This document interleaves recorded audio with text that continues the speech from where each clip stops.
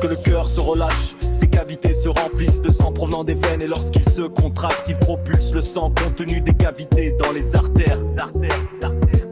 L'augmentation de la fréquence cardiaque permet de subvenir aux besoins des muscles plus importants. Un mouvement volontaire est commandé par le système nerveux composé de nerfs et de centres nerveux.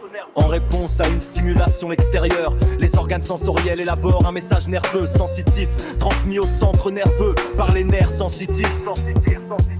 Le cerveau traite l'information et envoie par les nerfs moteurs un message moteur aux organes effecteurs, les muscles qui réalisent un mouvement en réponse à la stimulation.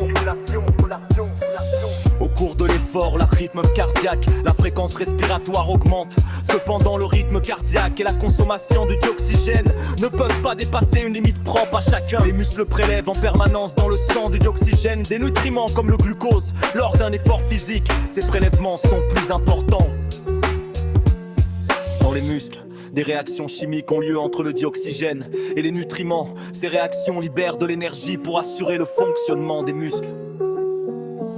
Lors d'une inspiration, l'air pénètre et circule dans l'appareil respiratoire pour atteindre les alvéoles pulmonaires, où le dioxygène de l'air passe dans le sang.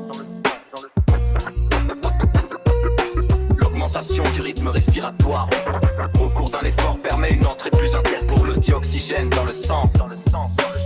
Le sang circule à sens unique dans un système clos de vaisseaux sanguins et dans le cœur. Muscles creux cloisonnés formés d'une partie droite et gauche. Lorsque le cœur se relâche, ses cavités se remplissent de sang provenant des veines. Et lorsqu'il se contracte, il propulse le sang contenu des cavités dans les artères. L'augmentation de la fréquence cardiaque permet de subvenir aux besoins des muscles plus importants.